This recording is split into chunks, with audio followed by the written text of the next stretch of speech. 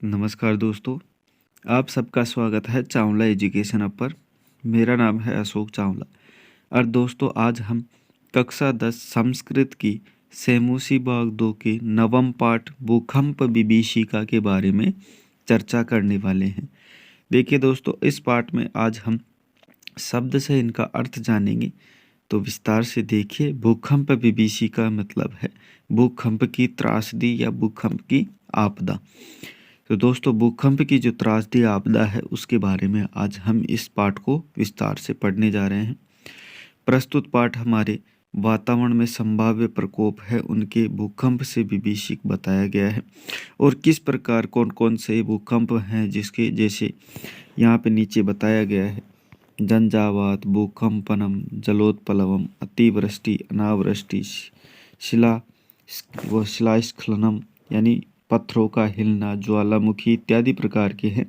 और इनमें यह बताया कि आपात के समय इन सब को त्याग कर साहस के साथ कर्म करने से इस दारुण विभीषिका है, बहुत ही भयानक विभीषिका है वो, इससे आपदा से आप संरक्षित हो सकते हैं। इस प्रकार की बातें।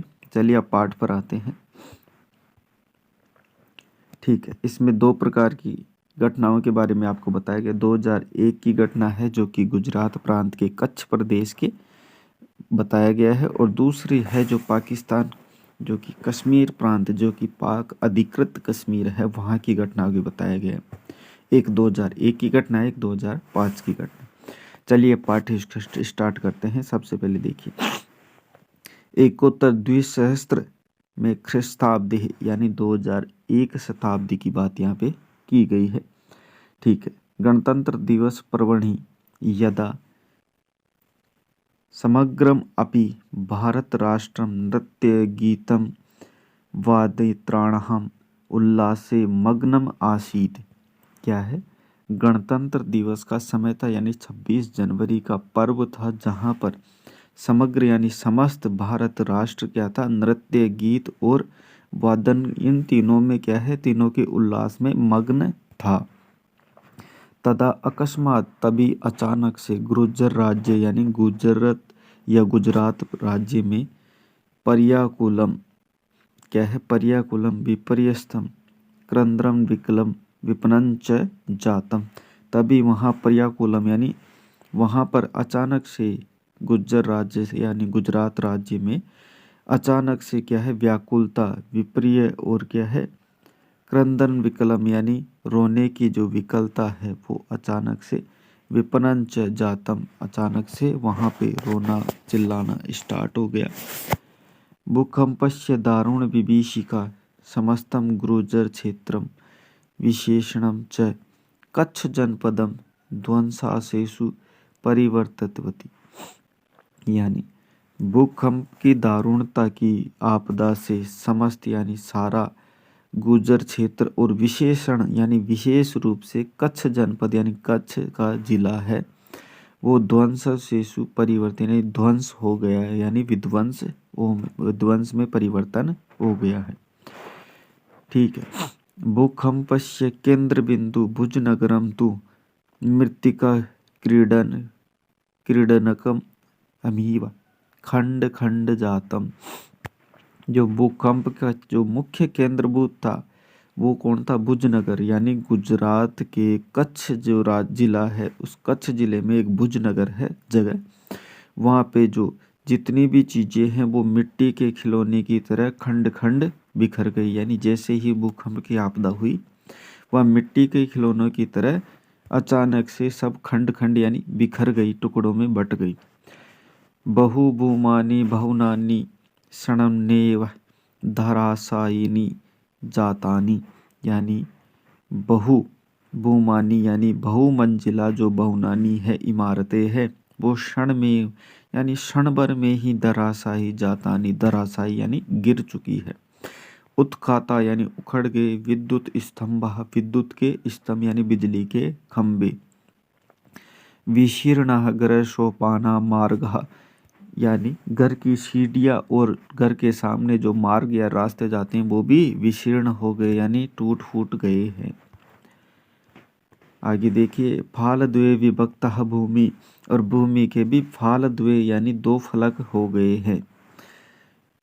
भूमि गर्भादुपरि निसरन्ति भी दुर्वारः जलधारा भी महापल्वनम दृश्यम उपस्थितम। यानी भूमि के आंतरिक रूप से जो दुपरि जो निकली हुई निस्तार भी जो निकली हुई द्वारा जिसे रोका नहीं जा सका, ऐसी जलधाराएं भी महाप्लवन का दृश्य उपस्थित हो गया।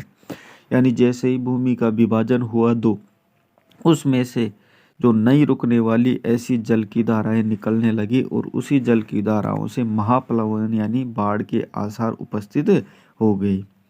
सहस्त्रम सहस्त्रम इतः प्राणिस्तु क्षणमेव मृता।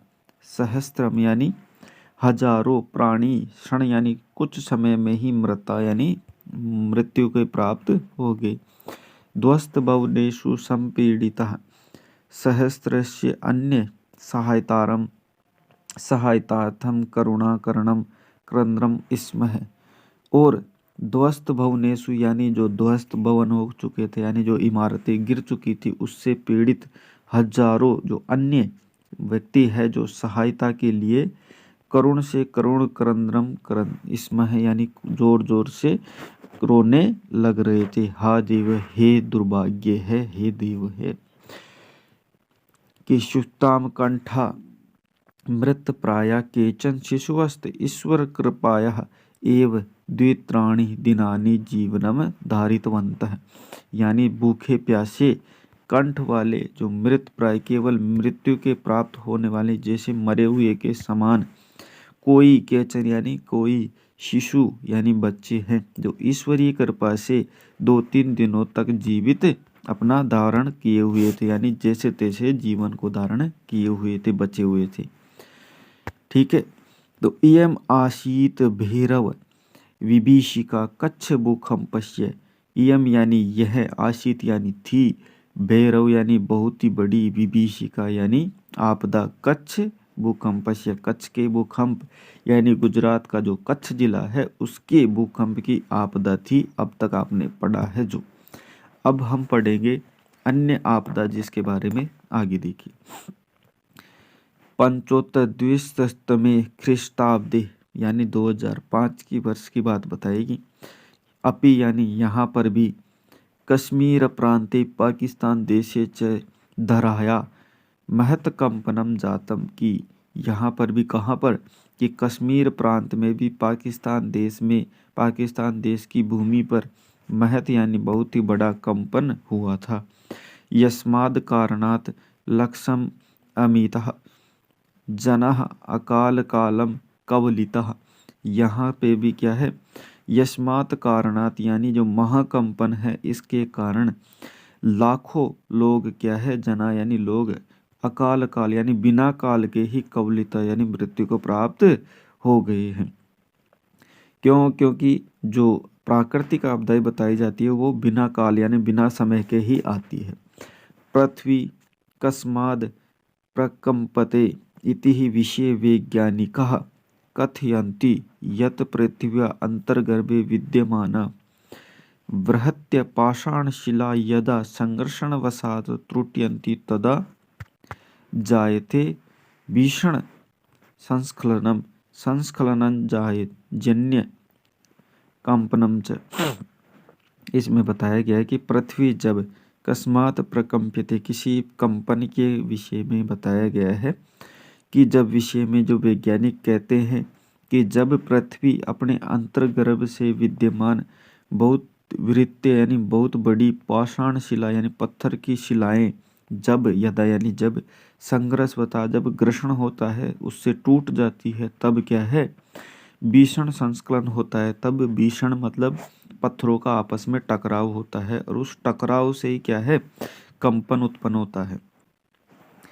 क्या बताया गया है कि ये जो अकाल काल से जब मृत्यु होती है तब इसमें बताया गया है कि पृथ्वी पर किस प्रकार कंपन होता है, इसके विषय में वैज्ञानिक बताते हैं और कहते हैं कि क्या, कि पृथ्वी के अंतर्गत जब विद्यमान बहुत बड़ी पत्थरों की शिलाएं होती है वो जो आपस में भिड़ती है, घर्षण होता है, तब टूट जाती है और टूटने के बाद जो बहुत ही ज़्यादा संस्खलन होता है, जब उनके टकराव होता है, टकराव से जो कंपन होता है उस कंपन के बारे में बताया। तदेव भयावह कंपनम धार्य दराया ऊपरी तलम अपि आगत्य महाकंपनम जनयति येन महाविनाश दृश्यम समुत्पद्यति। यानी तब भयानक, जब पृथ्वी में जब शिलाओं का घर्षण होता है तब भयानक कंपन धरती पर ऊपरी तल में आकर के बहुत ही बड़ा महाकंपन पैदा करती है और इसी से महाविनाश देखने को मिलता है। बढ़ते हैं आगे। ज्वालामुखी पर्वतानां विस्फोटर अपि भूकंपो जायत इति कथयति भूकंप विशेषज्ञ। अब भूकंप के बारे में भूकंप विशेषज्ञ क्या कहते हैं कि जब ज्वालामुखी पर्वतों के विस्फोट होते हैं और उसमें भी भूकंप जायते, जब ज्वालामुखी के जब पर्वतों से जब विस्फोट होता है तो उसमें भी भूकंप की आशंकाएं हो जाती, ऐसा कौन कहते हैं? भूकंप के विशेषज्ञ। पृथिव्या गर्भे विद्यमानो अग्निर्यदा खनिज मृत्तिका शिला दिशंच क्वथयति तदा तत्सर्वमेव लावारसालताम उपेत्य दुर्वारगत्या। यानी पृथ्वी के गर्भ में जो विद्यमान अग्नि, जब पृथ्वी यानी जो उसकी ऊष्मा है, उसकी गर्मी है, उसकी जो आंतरिक रूप की गर्मी है, जब खनिज और मिट्टी और शिला ये सब मिलकर क्या है उबालती है, गर्म की वजह से इन सबको उबालती है, तब क्या है लावा के रूप में ये ऊपर आकर क्या करती है, दुर्वार जो नहीं रोका जा सका ऐसी धरती पर पर्वत और विदार्य, यानी धरती पर या फिर पर्वतों को विदार्य, यानी विदार्य का मतलब होता है छेद करके या फिर उनको फाड़ करके बहिश्रम निष्क्रम यानी बाहर निकलती है। यानी पृथ्वी के गर्भ में या आंतरिक रूप से जो अग्नि होती है, यानी जो आंतरिक ऊष्मा होती है, आंतरिक गर्मी होती है, आंतरिक जो इनकी जो भी ये ज़्यादा तापमान रखने वाली चीज़ें जैसे खनिज हो गई, मिट्टी हो गई, शिलाएं हो गई, ये जब आपस में उबलती है, गर्मी से जब तपती है तो ये लावा के रूप में बाहर निकलती है और या तो धरती पर या फिर कोई पहाड़ पर छेद करके बाहर निकलती है। धूम भस्मावृतम जायते तदा गगनम। और धूम यानी धुआं और भस्म यानी राख से आवृतम यानी ढक लेती है, किसे? तदा गगनम यानी आकाश को ढक लेती है। सेल्सियस ताप मात्रायाः 8 उपगत्यो अयम लावा रसो यदा नदी वेगेन प्रवहति। क्या बताया गया है कि सेल्सियस की ताप की मात्रा 800 डिग्री सेल्सियस से जब लावा रस को या नदी वेग से प्रवहती, जब ये लावा के रस के रूप में जब ये आंतरिक रूप से धरती के अंदर से जब ये बाहर निकलती है तब किस प्रकार बहती हुई निकलती है, जैसे कोई नदी बह रही है वैसे निकलती है। तदा पार्श्वग्रामा नगराणि व तद उदरे क्षणमेव समाविशन्ति। तदा यानी तब पास में स्थित जो गांव है, नगर है, उनको क्या है तद उदरे अपने पेट में क्षण भर में ही अपने पेट में समा लेती है, यानी इतनी तीव्र गति से ये बहती है। निहंते च विवशा प्राणी। और जो विवश प्राणी है वो निहंत यानी मारे जाते हैं। ज्वालाम उद्रियन्ते एते पर्वतः अपि भीषणम भूकंपम जनयति।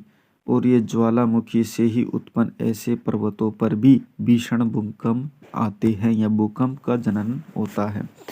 यानी ऐसे जो ज्वालामुखी जब निकलती है तो ऐसे पर्वतों से भी क्या होता है, भूकंप का जनन होता है या भूकंप पैदा होते हैं। यद्यपि देव प्रकोपे भूकंपो नाम, यद्यपि बताया गया है कि जो प्रकोप है ये कैसा है, भूकंपो नाम, कि ये ईश्वर की ही कृपा है, ईश्वर की ही देन है। क्या भूकंप ऐसी चीजें मनुष्य की बस की बात नहीं, ये किसके, देवताओं की रहती है।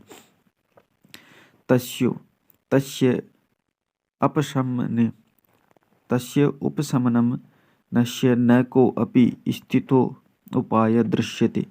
और इसको शांत करने के लिए कोई भी स्थिर उपाय न दृश्यते, ठीक है, न दृश्यते नहीं दिखता है। प्रकृति समक्षम अद्यापि विज्ञान गर्वितो मानव वामन कल्पः एव। और प्रकृति में जो समक्षम जो विज्ञान के गर्वित मानव है, जो विज्ञान को ये मानते हैं कि विज्ञान ही सब कुछ है और विज्ञान से हम सब कुछ आविष्कार कर सकते हैं, सब कुछ रख सकते हैं पता। तो वो जो ऐसे अंधकार में हुए जो गर्वित हुए मानव हैं, वो भी वामन कल्प एव, वो भी इसको नहीं जान सके हैं। तथापि भूकंप रहस्यज्ञ कथयन्ति यद बहु भूकंप बहुन निर्माणम न करणीयम।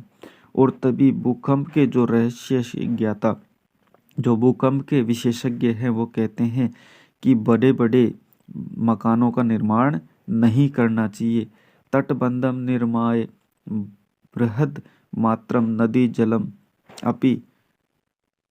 अपि एकस्मिन् स्थले पूंजीकरणीयम अन्यथा असंतुलन वसात भूकंपम संभवति। और वो बताते हैं कि तट बांधों या तटों का और बांधों का निर्माण बृहद मात्रम बहुत ही बड़े स्थान पर नदी जलम अपि, कि नदी को जल को इकट्ठा नहीं करना चाहिए। एकस्मिन् स्थले पूंजीकरणीयम, एक जगह पर बांधों का और तटों का निर्माण करके पानी को एक जगह इकट्ठा नहीं करना चाहिए, अन्यथा क्या होगा, असंतुलन वसात, असंतुलन के कारण भूकंप संभवती, भूकंप हो सकता है। वस्तुतः शांतानि एव पंच तत्वानि क्षिति जल पावक समीर गगनानि भूतलस्य योग क्षेमाभ्याम।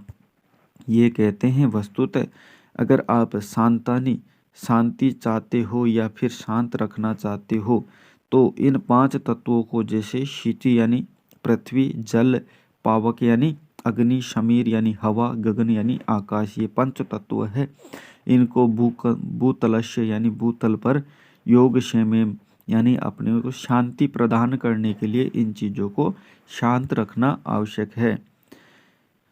अशांतानि, अगर ये अशांत हो जाते हैं तो खलु, तो ये निश्चय ही तान्येव क्या है, महाविनाशम उपस्थिति क्या है, उपस्थापयंती, ये क्या कर देंगे, अगर ये इनको अशांत कर दिया गया तो निश्चय ही ये क्या करेंगे, महाविनाश को उपस्थित कर देंगे। तो दोस्तों ये थी भूकंप विभीषिका संस्कृत कक्षा 10 सेमुसी भाग 2 का पाठ, जो आपने अच्छे से पढ़ा, और आशा करता हूँ इसका शब्द से अनुवाद जो आपने पढ़ा है वो अच्छे से आपको समझ में आएगा।